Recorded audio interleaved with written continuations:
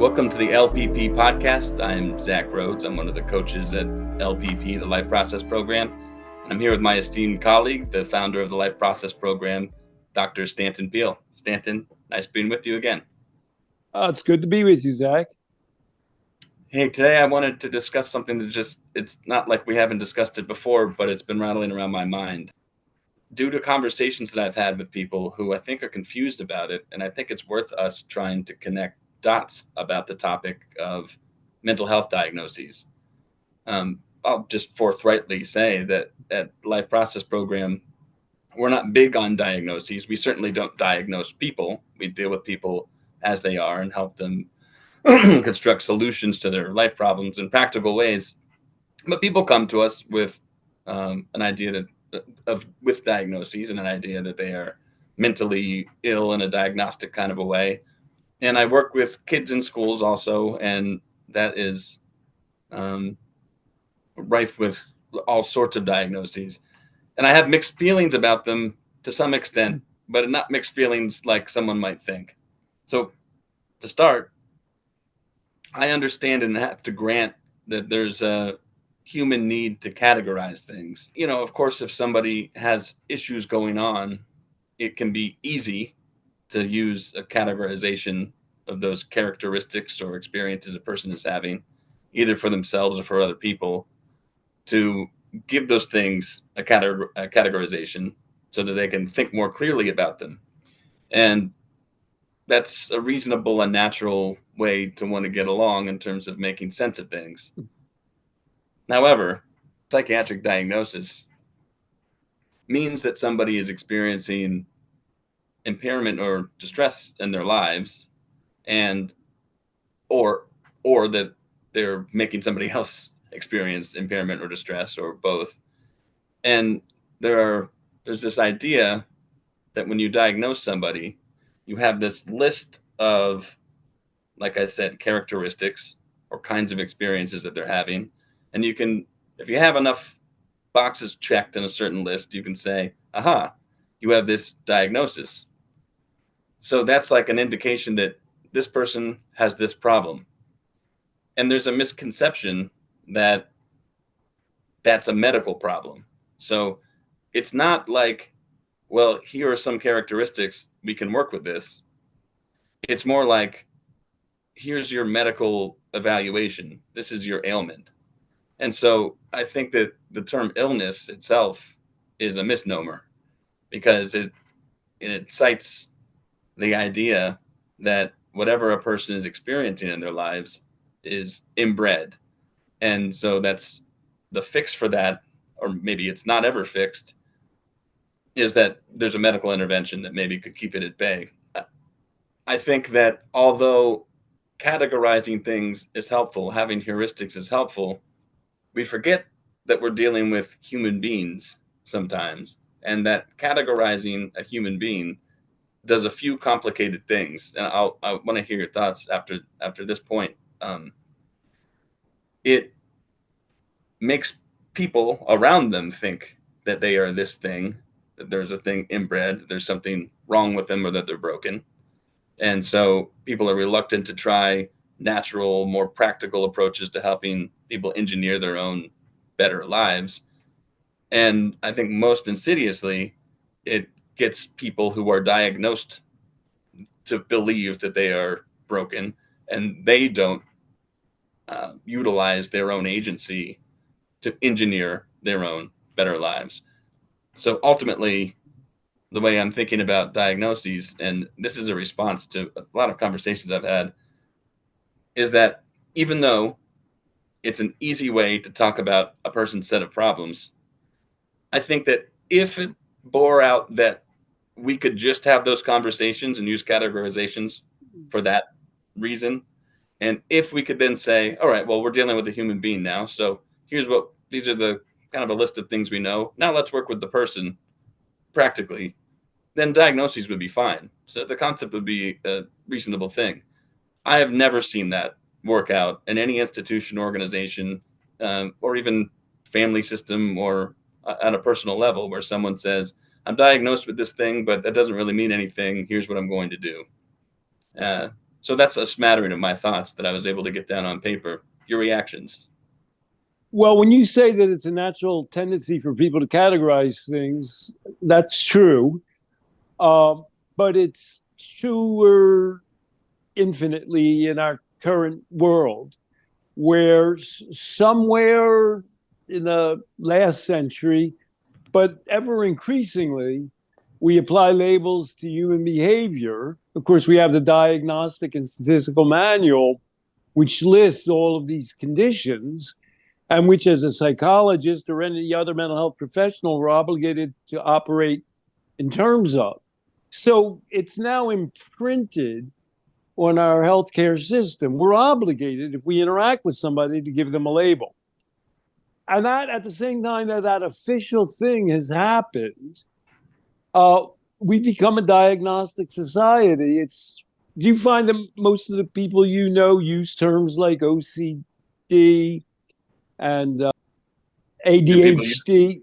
diagnostic terms? Yeah. Yeah, Is that both in a professional and in a personal capacity that occurs? yeah, in different contexts and with different meanings. I think people think because now that it's imprinted, there's a thing that a diagnosis means. People think that they are, um, let's see, enlightened about the concept of a diagnosis. Well, it doesn't really mean anything. Yet, they're not as savvy as they say that they are when I'm in conversation with them. They will gladly diagnose a child because that's just the way it is. Until this person who might say, well, I don't really believe in diagnoses either, but this is the system. Well, they start operating as though this person's broken. I would say it's become what you say is half true. I deal with people who are supposedly anti-diagnostic and anti-disease, and they frequently bring up these labels. But I think in a more fundamental way, in our society, now we're bred to think in these categories, and it's reassuring and rewarding in and of itself to apply a label to people and even often to ourselves. People proudly say, oh, I have ADHD or OCD. Um, and it's as though they're accomplishing something by applying that label to themselves. That in and of itself shows their savvy, their knowledge, and that we're making progress towards some kind of resolution, as you said. But it's intriguing. The Diagnostic and Statistical Manual of the American Psychiatric Association is actually a radical document. Yeah. In its introduction, it says, by the way, nothing in these categories is meant to imply that there's some underlying biological etiology. And there's some people, well, the former head, Thomas Insel of the National Institute of Mental Health, disparaged DSM because it wasn't biomedical enough. And so we're now in a situation where these categories appear natural to us, and more than that, they appear rewarding to us.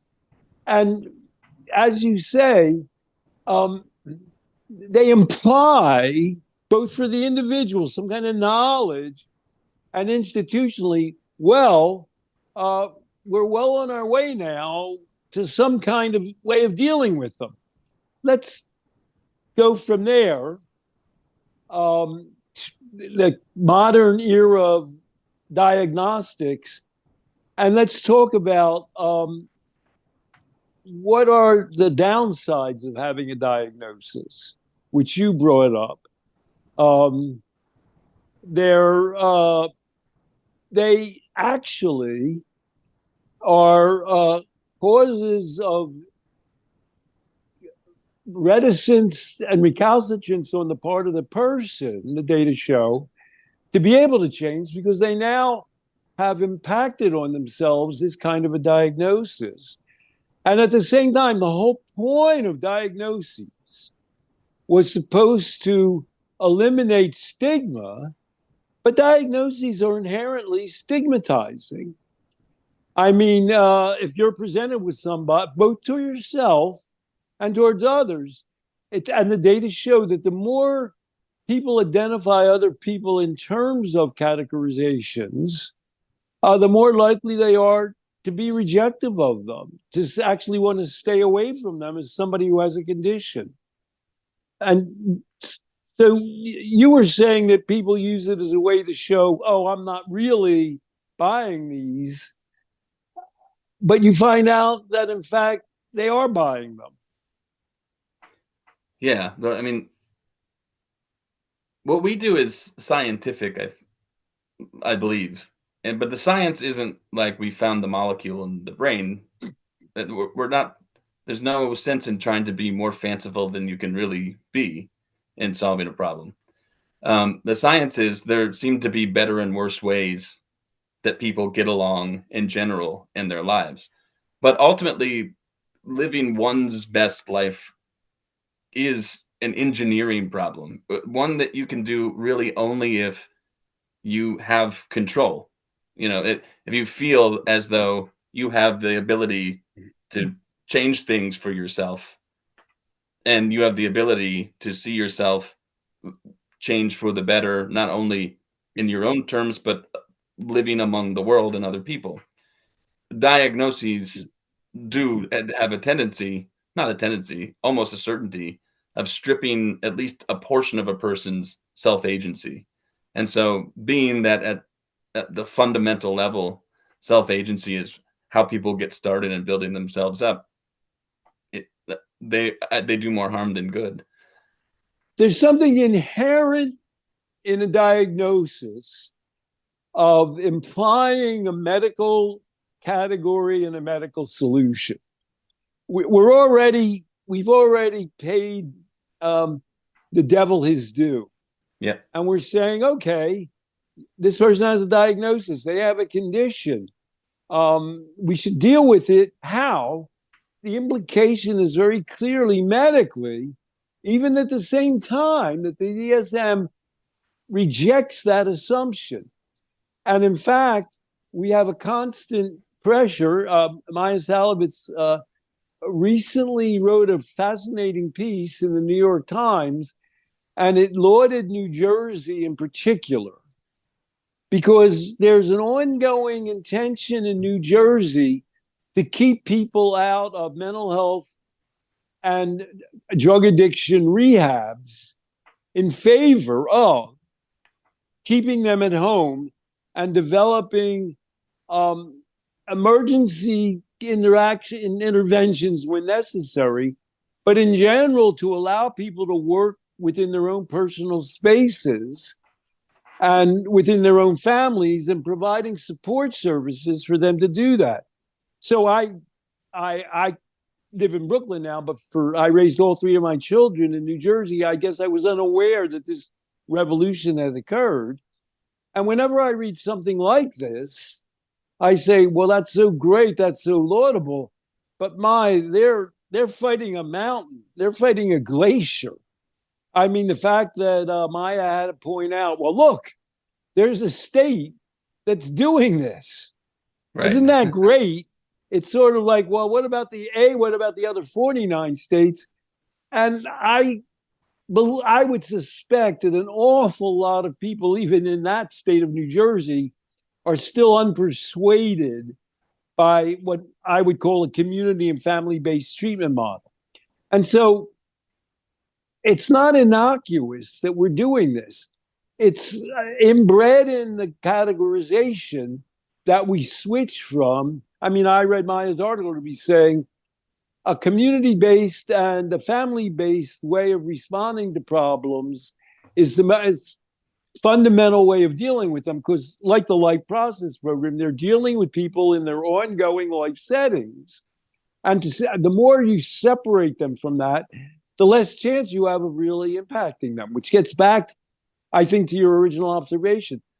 Just the diagnostic category itself implies a medical condition and a focus on the individual and some imagined biological causation, rather than the critical setting variables that the Life Process Program is dedicated to.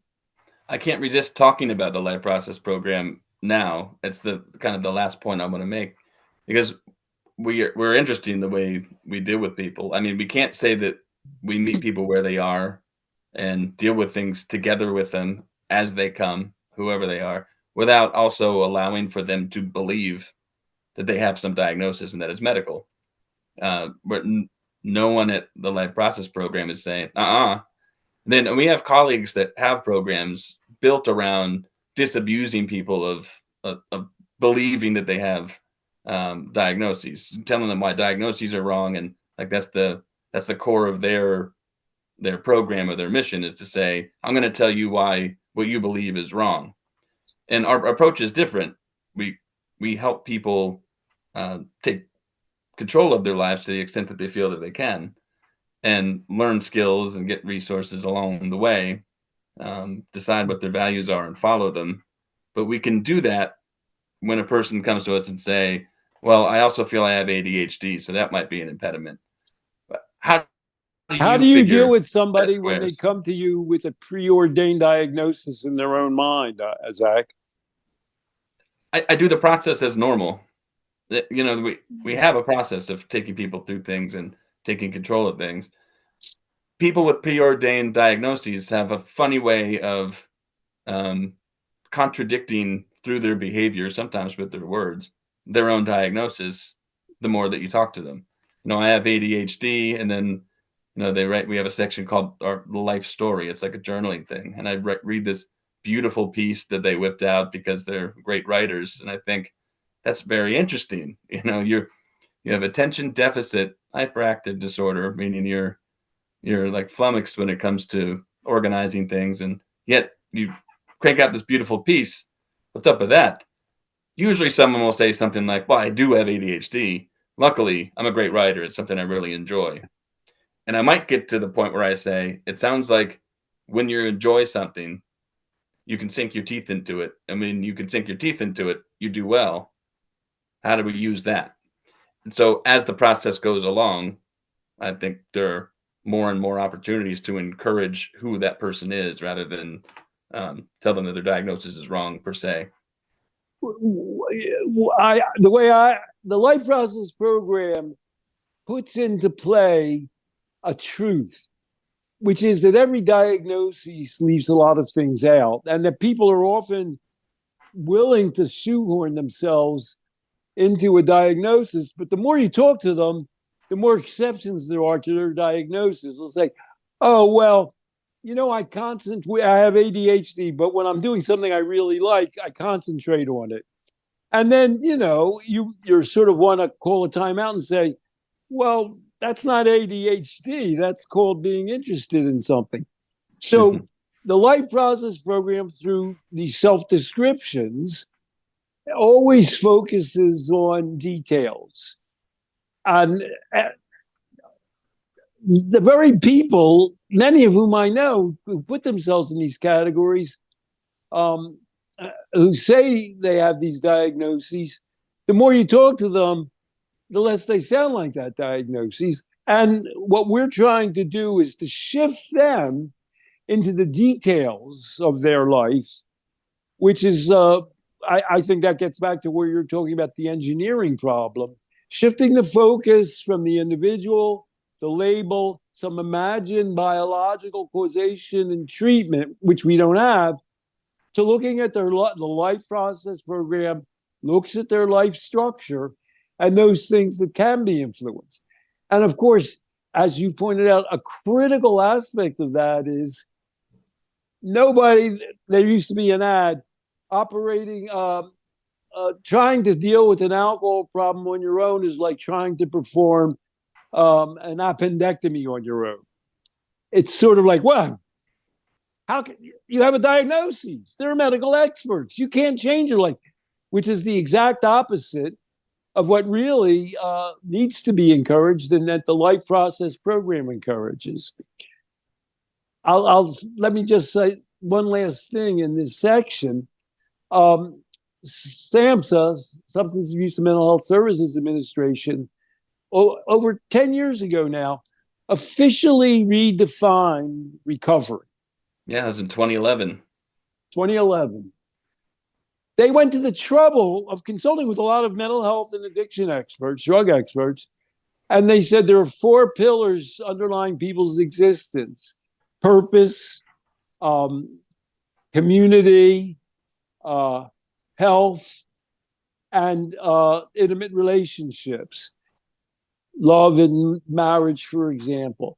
And so they tried to, and underlying all of this is the person's self-initiated levels of trying to change. It's like there was like a kind of a uprising within the mental health citadel, which said that doesn't work, that whole medical approach. We're going to, it's more than a dozen years ago, let's change the whole way we think about it. Good luck. So whenever we have things on our website, we have a little visual presentation, and it goes something like, "The meaning of recovery has changed, only you don't know about it, because we're fighting those stronger currents." So we're not conspiracy theorists. We don't, well, to the extent that we don't believe in conspiracies for the sake of it. And we're not crazy. I think we're being the most thoughtful that we can be about how people deal with their life problems, the most true that we can be, most thoughtful and the most helpful that we can possibly be. So, the charge of you guys aren't serious because you contend with these, you think that you can just like write in a journal and talk about it and start making changes to get better. But I'm severely depressed, whatever it is. Do you find that clients or people that you deal with both in schools and in the life process program feel they're not getting the real treatment because they're not getting a real diagnosis? How do you confront that? No, I feel as though actually the people who are the most vocal about, the most confrontational are clinicians themselves. So as somebody doing some kind of clinical work, if I say to a person, well, let's relax, I think that if we start here, and this is what this kid or this is what this person says might work, that let's try that and see where we go from there, and we'll do it in a practical way. They'll say, oh, you don't get it. He's traumatized, or you don't get it. He has depression, or it's schizophrenic, whatever it is. Sometimes people just, when people come with a label, individuals, they want to be recognized for having that label or whatever it means to them. And so as long as we do our best job of doing what we do and summarizing, reflecting, showing that we want to understand, I don't really encounter people who say for themselves, hey, what about my diagnosis? Well, you have a gift of not objecting and being objectionable. You don't say, what good's that doing you to call yourself OCD? How's that helping you? You say, well, let's relax, or with the clinician, and let's just look specifically at the behaviors that we're talking about and their situation, and let's just see where we are in time and space. And you're usually able to get, most people are happy to talk about themselves. You're usually able to get them to move in that direction without having some giant confrontation. I appreciate the compliment and the encouragement, and hopefully that's what I've done with this podcast, because it started out with some arguments about this concept, and then it took me reflecting and thinking, all right, why is this person thinking this way? Thus, the conversation. As you say, we paid the devil his due. We said, we get it. We get what diagnoses are. We get why you like them, why they're operable to you, and yet that we can't ignore the truth that people are overall harmed by them more than they are helpful to people in terms of our work. Let's switch to the Life Process program that we're a part of. Is an online, self-initiated change process for dealing with addiction-type behaviors.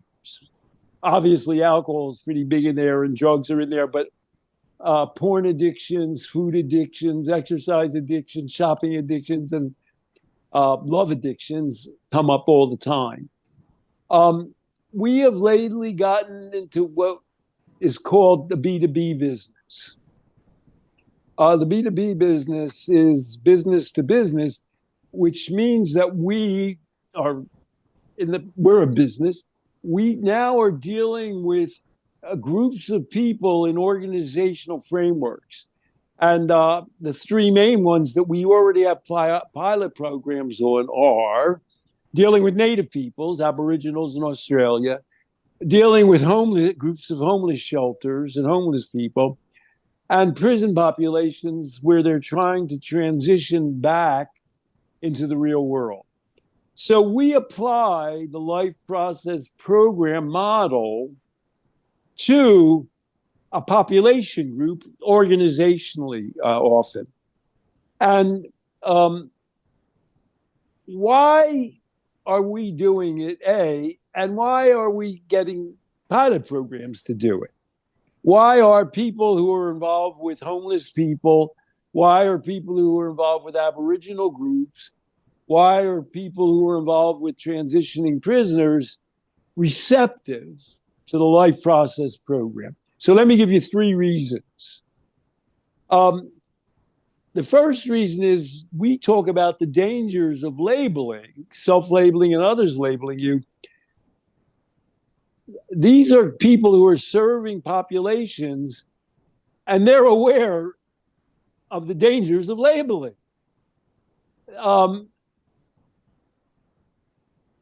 Anybody who's sensitive to a prison population doesn't want to say, oh, well, they're a criminal. Mm-hmm. Boom. Let's put them in prison. How does that work for transitioning out? Oh, here's a criminal. With homeless people, do you really want to say to homeless people, well, homelessness isn't a condition. It's you.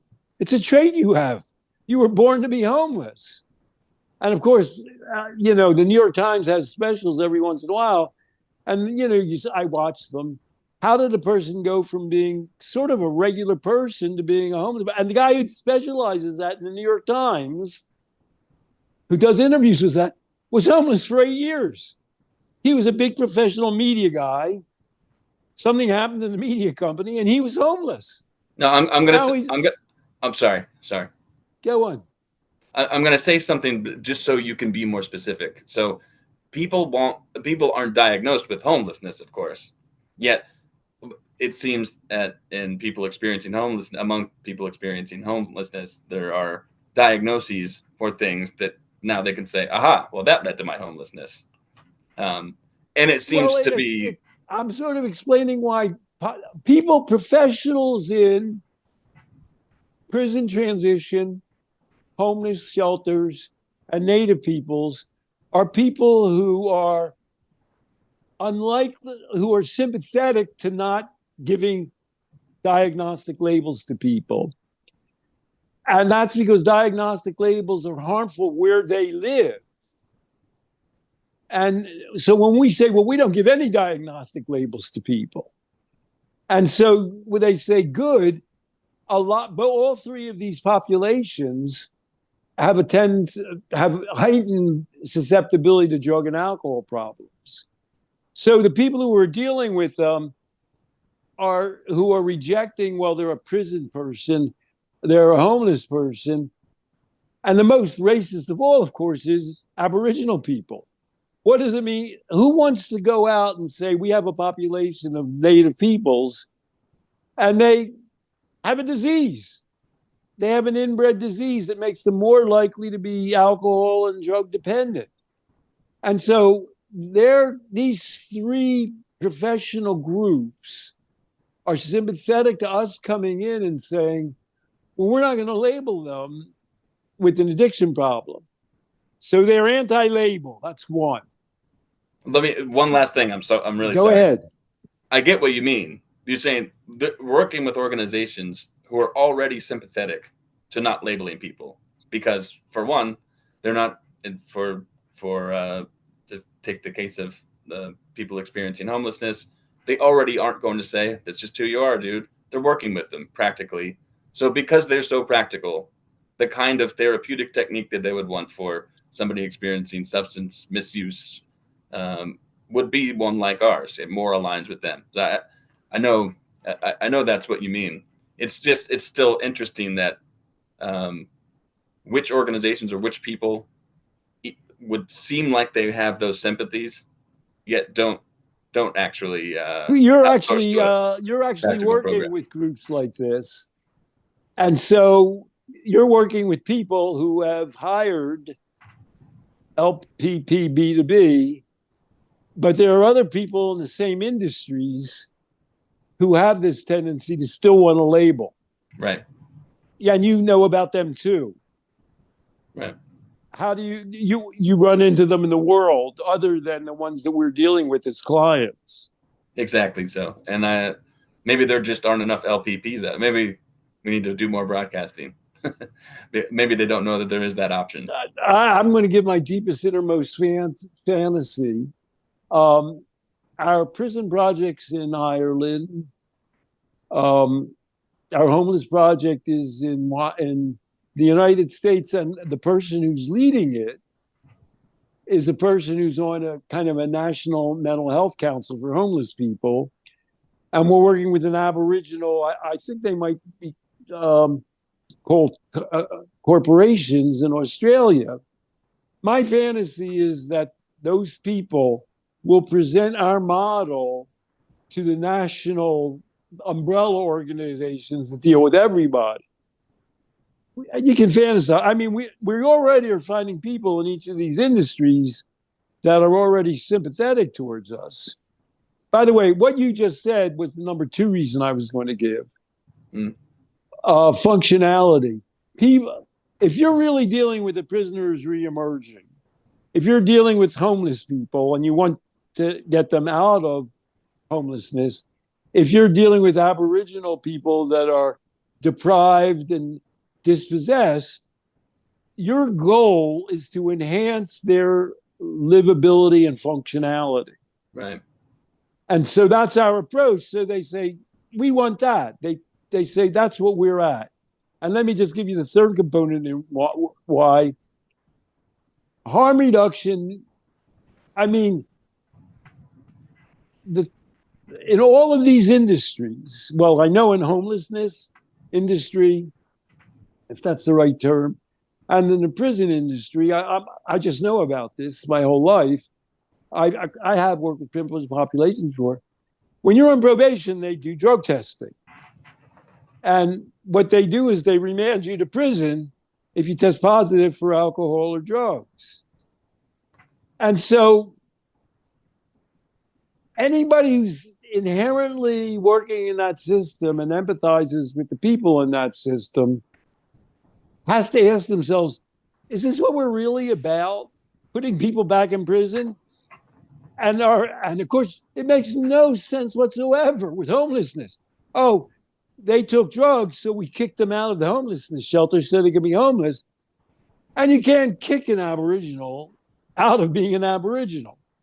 So they're inherently favorable towards harm reduction, and what they replace a positive drug test with is functionality. Our definition of harm reduction doesn't say, well, they only have 3 drinks a night, or they only drink when they're off hours, although those things are related, limiting your consumption and not doing it while you're working. Our definition of how they are doing in terms of performance in response to the treatment is their functionality. If they say, I got a job, if they say my family's working better, if they say my community accepts me better, if they say I'm dealing better with the world, we're good. That's what we want. And more or less, certainly key parts of these 3 populations are totally on board with us. They're going to say, well, we want people in our organizations and our groups to deal better with the world. And so harm reduction definition, not based on use or not use, or even diminished use, but on functionality, is a key component of where we're going.